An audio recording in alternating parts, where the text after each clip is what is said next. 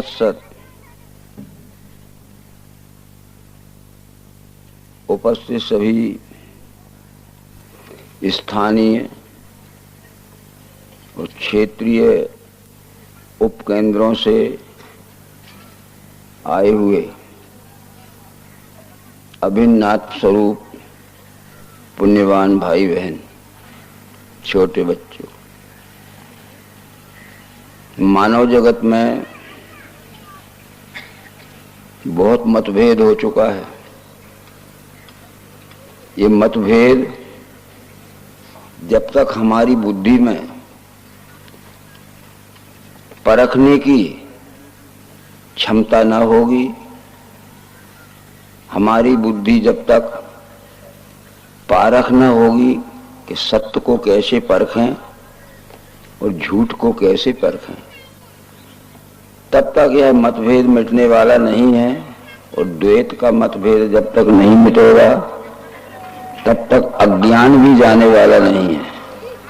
और अज्ञान जब तक नहीं जाएगा तब तक हम किसी प्रकार की पूजा पाठ करें, किसी प्रकार के भेष में रहें, किसी प्रकार के हमारे औपचारिकता के विचार रहें, हम ज्ञानी कहलाने के हकदार नहीं होंगे। ज्ञानी की कोई पोशाक नहीं होती है, ज्ञानी का कोई विशेष आडंबर नहीं होता है। आजकल हम आडंबर को ही, दिखावा को ही हम ज्ञानी समझते हैं। सबसे पहले हम संत की व्याख्या करेंगे। उपस्थित सभी पुण्यवान सज्जनों देवियों का मन और चित्त एकाग्र होकर संत किसे कहते हैं और संत की परख क्या होती है, उसके लक्षण क्या होते हैं। वेद के एक अध्याय का नाम ऐत्रेय उपनिषद है। ऐत्रेय उपनिषद में संतों की पहचान लिखी है। अस्ति ब्रह्मेति संतमेनं ततो विदु। जो विष्णु ब्रह्म को जानता है उसको ही संत कहते हैं। पूर्व काल में संत थे जो इस विष्णु ब्रह्म को जानते थे। उन संतों का ही नाम महात्मा और साधु होता था। ये पर्यायवाची शब्द हैं। कल्याण साधु वृत्ति का नाश करने या साधु का स्थायी धर्म बचाने को लेता हूं जन्म में सदा।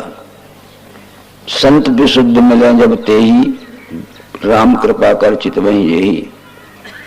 ज्ञानी अनेक जन्म के यत्न से भजता मुझे, ये वासुदेव विश्व ही है सो महात्मा। ये विश्व को जो परमात्मा जान चुका उसका नाम महात्मा होता था। सुदुर्लभ, ऐसा महात्मा मिलना दुर्लभ है। अतः महात्मा, संत और साधु ये विष्णु परमात्मा को जानने वाले उच्च कोटि के पारंगत विद्वानों का नाम होता था। वहां संत का, संत के भेष का कोई वर्णन नहीं है। बस हम भेष में संत को पहचानने लगे। दूसरी बात ये होती है कि कबीरदास जी आदि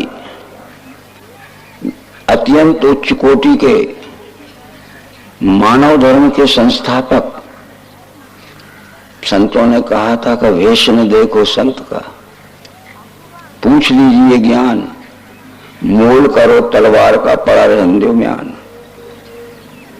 भेष न देखो संत का, पूछ लीजिए ज्ञान कि वो ईश्वर को जानता है कि नहीं और ईश्वर कहाँ है ये दिखा सकता है कि नहीं। भेष न देखो संत का, पूछ लीजिए ज्ञान, मोल करो तलवार का पड़ा रहंदो म्यान। ये शरीर तो म्यान है, इसके अंदर जो ज्ञान है वो तलवार है। म्यान कितनी ही महंगी हो, वो मखमल की बनी हो, सोने चांदी के बेल बूटे भरे हों और हीरे मोती की झालर लगी हो, परंतु अंदर की तलवार कच्चे लोहे की है। तो युद्ध में मौके पे काम तलवार देगी कि म्यान देगी? तलवार देगी। म्यान तो केवल तलवार रखने का खोखा है, चाहे सस्ता हो चाहे महंगा हो। और म्यान कितनी भी सस्ती हो, कोस का कपड़ा हो, पुराना कपड़ा हो, उधर से एक दो ठेगड़े भी लगे हों, पर अंदर की तलवार पक्के लोहे की है, तो मौके पे काम म्यान देगी कि तलवार। बस ये ज्ञान है तलवार और ये शरीर है म्यान। इस शरीर रूपी म्यान में विश्व रूप दर्शन कराने वाला ज्ञान रूपी तलवार जिसकी होती थी वो संत होता था। बस इतना समझने के बाद भगवत गीता के प्रबोधक पूर्ण अवतार भगवान श्री कृष्ण ने कहा कि अज्ञान उत्पन्न तस्मात ये ही एक ब्रह्मारत, ज्ञान तलवार से काटो, कर्म योग करो। तो तेरे शरीर में अज्ञान से उत्पन्न जो भ्रम हो गया है, इसको ज्ञान रूपी तलवार से तू धर्म को काट दे और अपना स्वकर्म कर। ऐसे बहुत से प्रमाण मिलेंगे हमको। आज हम फंस गए, वो कथा भी आपको थोड़ी बताना चाहते हैं कि कुछ अशुद्ध संत रहते हैं, वो केवल भेषधारी रहते हैं। रामायण में इसका वर्णन आया है कि लख सुवेश जग बंचक जेहू, भेष प्रताप पूजियत तेहू, उग्र ही अंत न होय निबाहू, काल में निज रावण राहू। देवी सीता के पास राक्षस राज रावण संत बन के गया था, पोशाक का संत बन के गया था, और जहां देवी सीता रह रही थी वो सीमा के बाहर खड़े होके कहता है, देवी मुझे भिक्षा दो। तो सीता जी ने कहा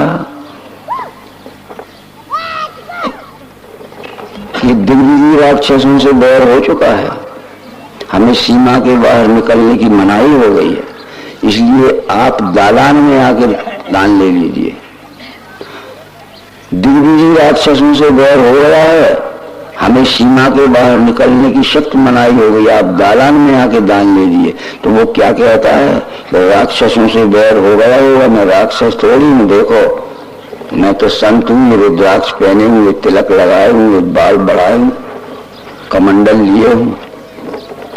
अरे राक्षसों से बैर हो गया होगा, मैं राक्षस थोड़ी हूँ, क्या मेरी राक्षस की शकल दिखती है? वो पोशाक को कह रहा।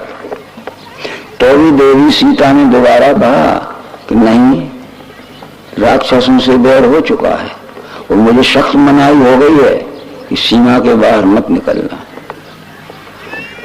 आप दालान में आके दान ले लीजिए। तो उसने कहा, देखो हम वास्तव में संत हैं, हम किसी की सीमा में घुस के दान नहीं लेते, हम बंधा हुआ दान नहीं लेते। यदि किसी की हद में घुस के दान लेंगे तो वो बंधा हुआ दान होगा, हम निर्बंध दान लेते हैं। तुम्हें सीमा के बाहर आके दान देना है। अगर तुम सीमा के बाहर आके दान नहीं देते और साधु खाली हाथों जाएगा तो तू भी खाली हाथ हो जाएगी। खाली हाथ समझ गए आप? अगर तुमने दान नहीं दिया तो मैं तो सीमा के भीतर नहीं आ सकता, मैं बंधा हुआ दान नहीं लेता, मैं निर्बंध दान लेता हूं। और यहाँ बाहर निकल के दान नहीं देती है और मैं खाली हाथों गया तो तू भी खाली हाथ हो जाएगी। देख तेरा पति मेरे के पीछे दौड़ रहा है और मैं खाली हाथ गया तो तू भी रोएगी, वो लौट के नहीं आएगा, खाली हाथ हो जाएगी। घबरा गई सीता। ऐसे उसने कहा, महाराज मैं आती हूँ बाहर। ठीक है, बाहर सीमा के निकल के आई तो दान क्या लेना था वो उसको ही पकड़ के ले गया। अब थोड़ा सोचिए, इतना सोचना था कि इसको दालान में आके दान लेने में क्या परेशानी है। क्या दालान में आता कुटिया के तो क्या सीता पकड़ के मारती, और ये सीमा के बाहर क्यों बुला रहा है? वो तो बड़ा कुटिल था, धूर्त था, राक्षस था कि सीमा के बाहर आएगी तो दान थोड़ी लेना है, धर पकड़ करना है, घसीटना उठाना है। इतने में कोई हल्ला गुल्ला हो जाएगा तो राम भी दुनिया का सबसे बड़ा सावधान पुरुष है। वो कमरे में दो चार बलवान सोए होंगे, वो जागेंगे और मैं देख लूंगा कि एक आध है तो तलवार रखे था, मार दूंगा, और दो चार दौड़ेंगे तो दूर है ये तो मैं छोड़ के भाग जाऊंगा जंगल में। और मैं दालान में जाऊंगा तो मुझे दान थोड़ी देना है, इसको धर पकड़ना है, अपहरण करना है। और वहां कुछ जाग गए 2-4 सोने वाले तो दालान में जल्दी पकड़ लेंगे। ठीक है, इस विषय में थोड़ा इतिहास देखना पड़ेगा। हम केवल एक ही रामायण पढ़ते हैं। रामायण के रामचरित के लिखने वाले बहुत संत हो गए हैं। संत निर्भयदास हो गया है, संत सुंदरदास हो गया है, संत तुलसीदास हो गया है, संत एकनाथ हो गए हैं, और संत सूरदास भी हो गए हैं जो बिलमंगल, उनने सूर सागर लिखा है, इन्होंने रामचरित मानस लिखा है। तो सूरदास जी कहते हैं कि सीता ने संत की परख नहीं की इसलिए धोखा हो गया। उसको ये परखना था ये सीमा के बाहर क्यों बुला रहा है, क्या परेशानी है, वो दालान में आके लेने में क्या अड़चन है। सीता ने सोचा अगर दिया न इसको दान, गृहस्थियों के धर्म का होता है अपमान। भूली इस कर्तव्य में सीता इतना ज्ञान कि पहले जांचे पात्र को पीछे देवे दान। इसलिए साधु की पहचान करना थी पहले कि वो दालान में आने को क्यों मना कर रहा है। हमारी बहन बेटियों को भी समझना है। इसलिए कहा कि सीता ने सोचा अगर दिया न इसको दान, और बिना दान के चला गया, और एक शराब भी देने वाला है कि मैं खाली हाथों जाऊंगा तो तू भी खाली हाथ हो जाएगी, लौट के नहीं आएगा तेरा पति। भूली इस कर्तव्य में सीता इतना ज्ञान, पहले जांचे पात्र को पीछे दे में दान। इसलिए वो दान क्या है, वो सीता ही दान में चली गई। इसके लिए लीला मत समझिए। अगर ये वास्तव में श्री रामचंद्र जी के प्रारंभ में विजय न होती तो खेल खत्म हो चुका था। इसलिए भेषधारी बिना परिचित व्यक्ति से कभी आप संत मत समझना। देश न देखो संत का, पूछ लीजिए ज्ञान, मोल करो तलवार का पड़ा रहने ज्ञान।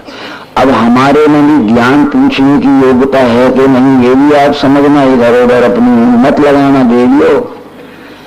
हमें भी संत का ज्ञान परखने की बुद्धि है कि नहीं, इसके लिए भी हमें सत्संग से ज्ञान सीखना पड़ेगा। आपके पास परखने की कोई बुद्धि नहीं, बोलो परखने की है। इसलिए सत्संग में भी यह ज्ञान सीखना पड़ेगा जिससे हम परख सकें लोगों को। सबसे पहली तो ये बात है, हमें भी भारत सरकार जागृत कर रही है अपरिचित व्यक्ति से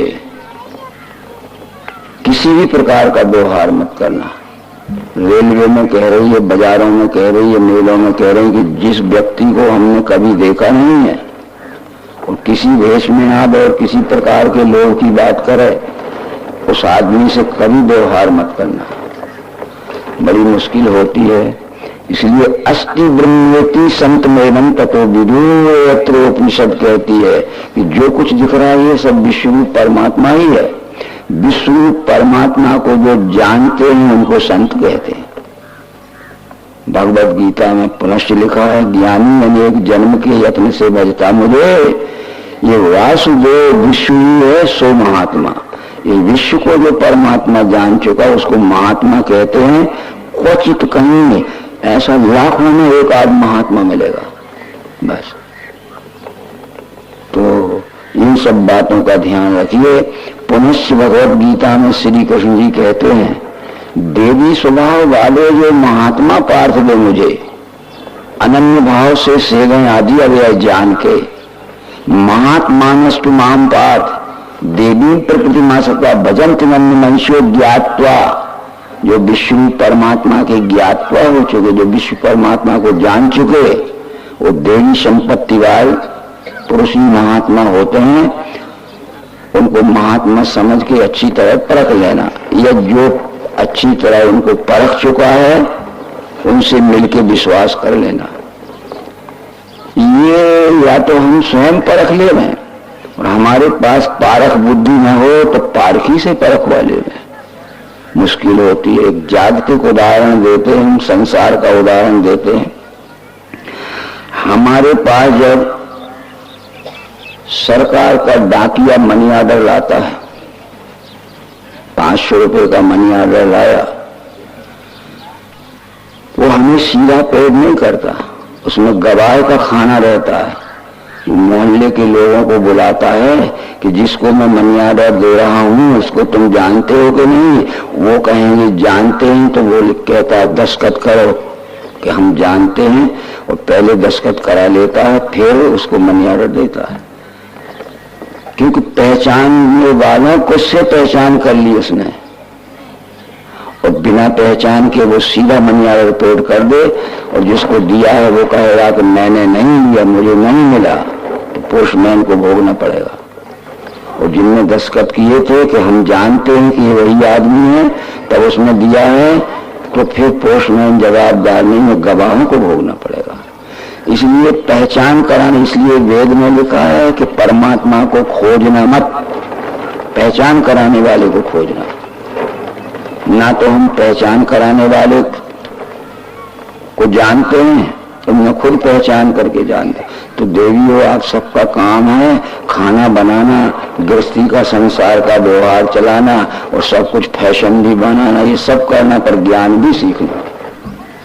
बस ज्ञान बिना पशु भी समाना। ज्ञान बुद्धि से रहित मनुष्य में और पशु में कोई अंतर नहीं है। ये कहा है वेदों में बराबर, ज्ञान संप्राप्ति शम्ये सर्वदा मुक्त हो। जिसको ज्ञान की प्राप्ति हो गई वो मनुष्य जीते जी मुक्त हो गया, क्योंकि ज्ञान वो है जो पहचान कराने वाले बोध को ज्ञान कहते हैं। अब हम मैत्रेय उपनिषद के जो वेद का अध्याय, एक श्लोक, एक ऋचा बतलाते हैं। देवो देवालय प्रोक्ता शरीर केवल शिवा त्यजेद ज्ञान निर्माल्यम सोहम भावेन पूजयेत अवेद दर्शन ज्ञानम ध्यानम भविष्यम मना। इतना वेद का अध्याय में उपनिषद कहती है कि परमात्मा के अंश जीव का देवालय है पिंड शरीर, ईश्वर अंश जीव अविनाशी।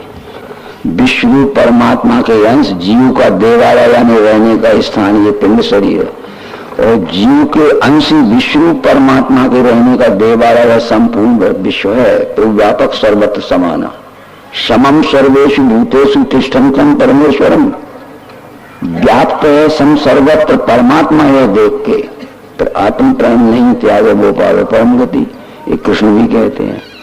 इसलिए निश्चित है ये त्यजेद ज्ञान निर्माल्यम सोहम भावेन, अज्ञान का ढेर छोड़ो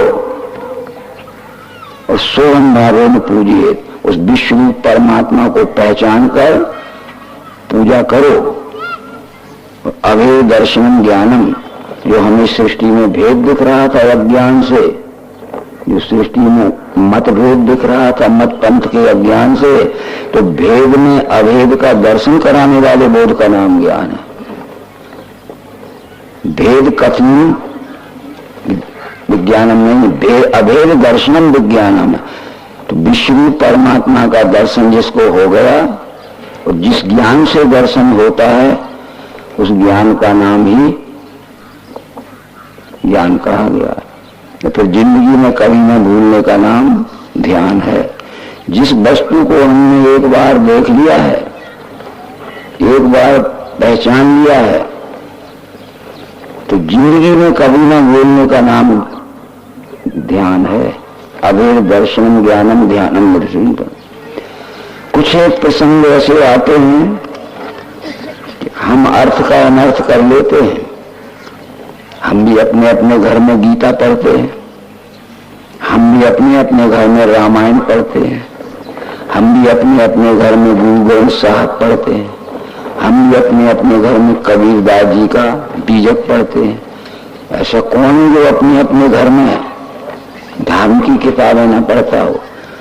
परंतु आदि शंकराचार्य ने जो 8वीं सदी में इस भारत देश के प्रकांड विद्वान हो गए, उनका कहना था कि वेद देखो, शास्त्र देखो, देखो स्मृति पुराण भी, पर विज्ञान दृष्टि से देखो, डोंडी है सुतिए। तुम वेद देखो, शास्त्र देखो, स्मृति देखो, पुराण देखो, पर विज्ञान की दृष्टि से देखना। ये ढिंडोरा यानी कॉल आउट करके कहा है। तो हम अपने घर में वेद पढ़ें, शास्त्र पढ़ें, बीजक पढ़ें, रामायण पढ़ें, पर जिस ज्ञान से समझना चाहिए वो ज्ञान की परख अपने पास नहीं, इसलिए अनर्थ हो जाता है। यहाँ एक बात आपको बतलाते हैं, रामायण में लिखा है कि सगुण अगुण जो ब्रह्म स्वरूपा अकथ अगाध अनादि अनूपा मोरे मत बल नाम ढूंढते की बूते। सगुण और निर्गुण एक ही परमात्मा के दो सापेक्ष स्वरूप हैं। जैसे हमारा पेट और हमारा पीठ, ये कहने को तो दो नाम है, पर पेट और पीठ मेरे एक में ही जुड़े, ये दो नहीं है। सगुण अगर दो ब्रह्म स्वरूपा अकथ अगाध अनादि अनूपा, ये दोनों अकथ हैं, न सगुण का कोई कथन कर सकता है, दोनों अनादि हैं, न सगुण पहले और निर्गुण पहले है, ये परस्पर अवलंबित हैं। दोनों अगाध हैं, शब्दों के भाषण से उनकी था नहीं पा सकते, और दोनों अनुपम है, सगुण निर्गुण दोनों अनुपम, फिर भी नाम दोनों से बड़ा है। मोरे मत बड़ नाम ढूंढते की गई योगी निज बस निज भूते। नाम ने सगुण निर्गुण दोनों को अपने में अखंड लय कर लिया, न बचा सगुण न बचा निर्गुण। अब तुलसीदास लिखते हैं कि नाम लेत भव सिंधु सुखानी करल विचार सुजन मन माए। नाम को जान लिया तो भ्रम का समुद्र सूख गया। करल विचार सुजन मन माही, हे सज्जनों अपने मन में विचार करके देख लेना कि जिसने नाम को जान लिया उसका सारा भ्रम का समुद्र सूख गया। अब नाम लेत भव सिंधु सुखानी लिखा है कि नाम कहत भव सिंधु सुखानी लिखा है रामायण में, क्या लिखा होगा? नाम लेत लिखा है। ये सब चौपाइयां जो हैं वेद मंत्रों का भाषांतर है। किसी आदमी को भूख लगी हो तो भोजन कहे तो भूख मिट जाएंगे, बोलिए क्या होता है? भोजन कहे तो भूख मिट जाएंगे, और भोजन रटत भूख मिट जाएंगे, और भोजन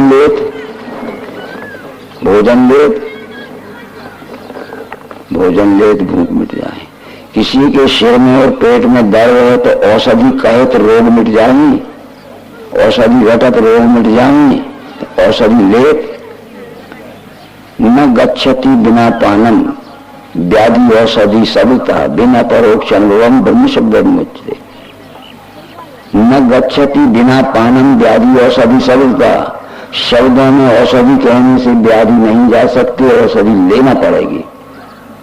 इसलिए जिसका नाम परमात्मा है परमात्मा है परमात्मा है, शब्दों में रटने से परमात्मा नहीं जाना जाता, परमात्मा का अपरोक्ष अनुभव करना पड़ेगा। बिन अपरोक्ष अनुभवम ब्रह्म शब्द मुझते, ये नाम का रहस्य था। और हम केवल वाणी से राम राम राम राम कहने लगे। जिसका नाम राम है उस स्वरूप का हमें पता ही नहीं कहाँ है। क्योंकि रामचंद्र जी ने भले ही कहा होगा तो मुझे सब में देखो, सौरी से नवदा भक्ति समझाते समय सातवीं भक्ति में राम ने कहा कि सातम सम्मूल में जब देखा मोशे अधिक संत कर लेगा, बता दिया बराबर। जो सातवीं भक्ति में पहुंच जाएगा उसको संपूर्ण जगत मेरा स्वरूप दिखेगा। और मोशे अधिक संत कर लेगा क्योंकि संत ने ही पहचान कराई थी कि जगत एवं हरि हरि एक जगत। तो संत उसे कहते हैं ये विष्णु परमात्मा की पहचान करा दे बस। अवेद दर्शनम ज्ञानम ध्यानम विषम मना। तो जो हमें भेद दिख रहा था, भेद में अवेद का दर्शन कराने वाले बोध का नाम ज्ञान है, भाषण कराने वाले बोध का नाम नहीं है।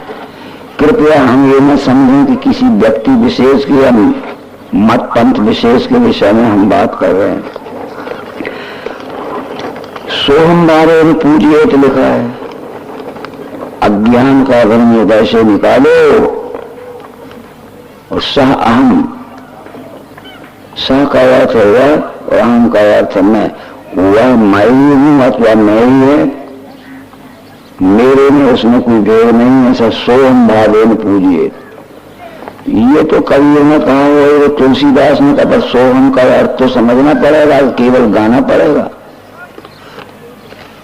पिंडे सुई ब्रह्मांडे जान मान सरोवर कर स्नान सोहम हंसा कर जाप, कहे कबीर पुण्य नहीं पाप। जो पिंड में है वही ब्रह्मांड में, इसको जान लेना जरूरी है। शब्दों में कहने से थोड़ी जाना जाता है, देखकर पहचान कर जान लेना जरूरी। पिंडे सोई ब्रह्मांडे जान, मान सरोवर कर स्नान। मान सरोवर कहते हैं तत्वदर्शियों के सत्संग का स्नान करो। सो मनसा का कर जाप, सह अहम, सह का अर्थ जो कुछ दिख रहा हुआ मैं ही हूं अथवा मैं ही हुआ, ऐसा जाप करो। सो मनसा का कर जाप। अब जब जाप शब्द आया तो जाप का क्या अर्थ होगा? वेद के सिद्धांत से, रामायण के सिद्धांत से। ये जाप वेद में लघु उच्चारण का शब्द है, शॉर्ट फॉर्म का शब्द है। जा का अर्थ जानना, पा का अर्थ पहचानना। ये विष्णु परमात्मा को जानने पहचानने के लिए जो हम तत्वदर्शी का सत्संग करते हैं उसका जाप नाम है। और जब हमारी जान पहचान पूरी हो जाती तो हम जातक हो जाते हैं। जा का अर्थ जानना, पा का अर्थ पहचानना, का अर्थ करना।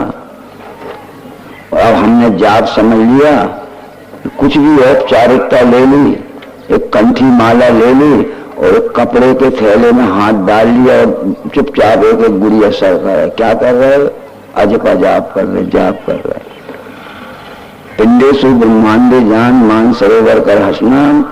सो मूसा का कर सह आम, वह मैं ही हूं अथवा मैं ही हुआ है, मैं वह हूं अथवा वह मैं ही हूं, मेरे में उसमें कोई भेद नहीं है। इस सोहम को ही ओम कहा था जो कल बताया था कि आदि नारायण ने जब विश्व की ओर देखा तो उनके अंतःकरण में एक विचार की लहर घूम रही थी कि जो कुछ दिख रहा है ये सब क्या है और मैं क्या हूं। बड़े देर में उनके मुंह से एक सोमू शब्द निकला, अरे जो कुछ दिख रहा है, अरे जो कुछ दिख रहा है वो मैं ही हूं।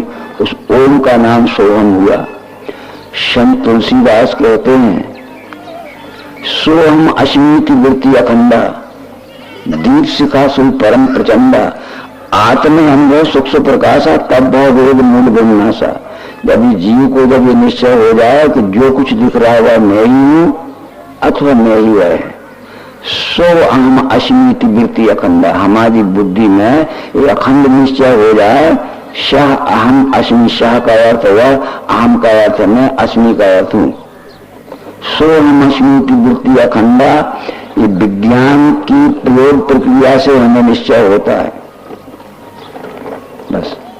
इसलिए सोम अश्मीति वृत्ति अखंडा, दीप शिखासु परम प्रचंडा, आत्म अनुभव सुख से प्रकाशा, इसका नाम आत्म अनुभव, जो सब प्रकार के सुख शांति को प्रकाशित करने वाला। तब भवरोध मूल विनाशा, तब जीव आत्मा में जो भ्रम और भेद भरा था समूह नष्ट हो जाएगा। ये निश्चय हो जाए कि जो कुछ दिखता है मैं ही हूं अथवा मैं ही वह है बस। तुलसी ने कहा, चाहे कबीर ने कहा, चाहे वेद में कहा, क्या कहा था? देवो देवालया प्रोक्ता सजीव केवल शिवा, त्यजेत ज्ञान निर्माल्यम सोहम भावेन पूजित, अभेद दर्शन ज्ञानम ध्यानम निरसन। परंतु भेद में अभेद का दर्शन कराने वाले बोध का नाम ज्ञान है, भाषण कराने वाले बोध का नाम ज्ञान नहीं है। तो ज्ञान से ही सब संबंध जुड़ा हुआ है। इसलिए भगवत गीता हो या रामायण हो, ये निश्चित है उसमें यही लिखा होगा कि ये जब तक हमें विश्व रूप का निश्चय न होगा तब तक हमारा किसी भी प्रकार से उद्धार नहीं हो सकता। क्यों? जब ईश्वर अंश जीव अविनाशी हम कहते हैं, चेतन मल से शुक्र राशि कहते हैं, ये ईश्वर का अंश है, जीव है, तो अंशी से अंश किंचित काल भी अलग नहीं हो सकता। जैसे मैंने एक छोटा सा टुकड़ा लिया है आपके सामने,